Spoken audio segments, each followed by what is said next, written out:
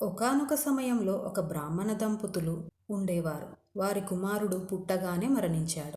ఆ పిల్లవాణ్ణి తీసుకొని శ్రీకృష్ణుడి రాజద్వారం దగ్గర పడుకోబెట్టి అన్నాడు, నేను పాపం చేయలేదు, ధర్మబద్ధంగా జీవితాన్ని గడిపేవాడిని. అయినా నా కుమారుడు మరణించాడంటే దేశాన్ని ఏలే రాజు దోషం వలన ఇలా జరిగి ఉంటుంది అని ఉగ్రసేన రాజుపై నింద వేసి కొద్దిసేపు ఏడ్చి పిల్లవాడి శవాన్ని తీసుకొని వెళ్ళిపోయాడు. కొంతకాలం తర్వాత ఇంకొక కుమారుడు పుట్టాడు.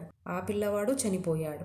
ఆ పిల్లవాడిని శవాన్ని తీసుకొచ్చి రాజద్వారం దగ్గర పెట్టి ఏడ్చి వెళ్ళిపోయాడు. అలా 8 మంది పిల్లలు జన్మించి మరణించారు. శ్రీకృష్ణుడు అన్నీ చూస్తూ ఏమీ అనలేదు. 9వసారి కూడా ఆ బ్రాహ్మణుడు తన పిల్లవాడి శవాన్ని తెచ్చి రాజు యొక్క అధర్మం వలన ఇలా జరుగుతుంది అనగా, ఆ సమయంలో అర్జునుడు అక్కడ ఉండి ఇది విని అన్నాడు, నువ్వు బ్రాహ్మణుడవు, నీ బాధ నాకు అర్థమైంది. నీ 9 మంది కొడుకులు పుట్టగానే మరణించారు.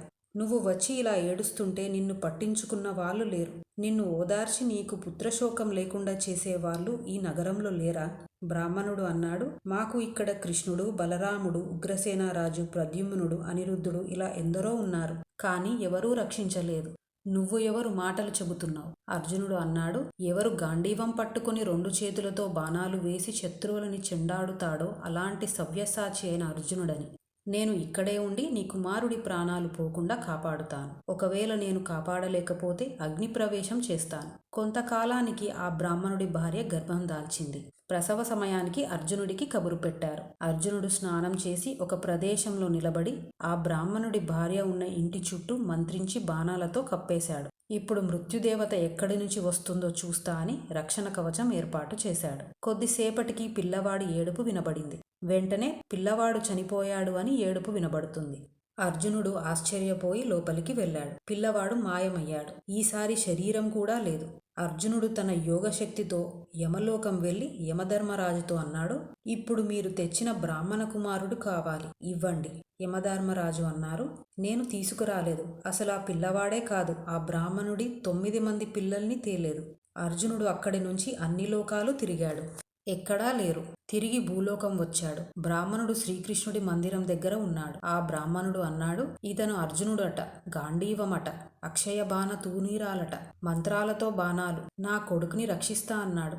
ఇన్ని చేసినా నా పిల్లవాడు మాయమయ్యాడు. నేను పట్టుకొస్తా అని వెళ్ళి ఖాళీ చేతులతో వచ్చాడు. నేను ముందే చెప్పా, ఇక్కడ బలరాముడు, కృష్ణుడు, ప్రద్యుమ్నుడు, అనిరుద్ధుడు ఉన్నారు. వాళ్ళు చేయలేని పని నువ్వెక్కడ చేస్తావు? ఈ మాటలు విని అర్జునుడు వెంటనే అగ్నిదేవుడికి ప్రార్థించి అగ్నిలో ప్రవేశించబోతుంటే శ్రీకృష్ణ పరమాత్మ వచ్చి అన్నారు, బావా, ఎందుకీ అగ్ని ప్రవేశం?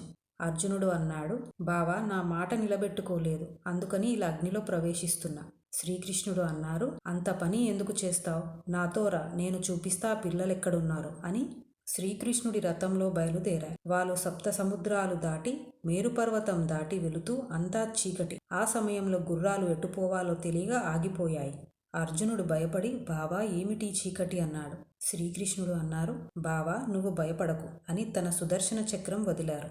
ఆ చక్రం వెలుతురు సృష్టించింది. ముందు సుదర్శన చక్రం వెళుతుంది, వెనకాల రథం వెళుతుంది. చాలా దూరం వెళ్ళాక 1,000,000 సూర్యులు ఉన్న కాంతి వచ్చింది. ఎంతో మనశ్శాంతి పొందారు. అక్కడ పాలసముద్రంలో తెల్లటి ఆదిశేషువు నల్లటి వస్త్రాలు కట్టుకున్నారు. ఆ ఆదిశేషువు మీద హాయిగా తన కుడి చేతిని శిరస్సు కింద పెట్టుకుని పడుకున్నారు శ్రీ మహావిష్ణువు. ఆదిలక్ష్మి పాదాలు ఒత్తుతుంది. అలాంటి స్వరూపాన్ని శ్రీకృష్ణార్జునులు దర్శనం చేసి పాదాలకి నమస్కరించారు. చుట్టూ మహర్షులు స్తోత్రం చేస్తున్నారు. వాళ్ళని చూసి శ్రీ మహావిష్ణువు అన్నారు, వచ్చారా నరనారాయణులారా, మీరు నా నుంచే అంశగా భూమండలంలో రాక్షస సంహారం చేయడానికి అవతరించారు. ఈ ఋషులు నా అంశ అయిన మిమ్మల్ని నాతో చూడాలని కోరుకున్నారు. ఈ కోరిక తీర్చాలి. అర్జునుడికి కలిగిన కొంచెం గర్వం అణచాలి. అందుకని 10 మంది బ్రాహ్మణ పిల్లల్ని తీసుకొచ్చాం. ఇదిగో ఇక్కడే ఉన్నారు. ఆ 10 మంది పిల్లలు శ్రీమన్నారాయణుడి పాదాల దగ్గర స్తోత్రం చేస్తూ ఉన్నారు. శ్రీమన్నారాయణుడు అన్నారు, ఈ పిల్లల్ని తీసుకుని వారి తల్లిదండ్రులకి అప్పజెప్పండి. శ్రీకృష్ణుడు, అర్జునుడు ఆ 10 మంది పిల్లల్ని తీసుకొని భూలోకంలో ఉన్న బ్రాహ్మణుడికి ఇచ్చారు. ఓం నమో భగవతే వాసుదేవాయ నమః.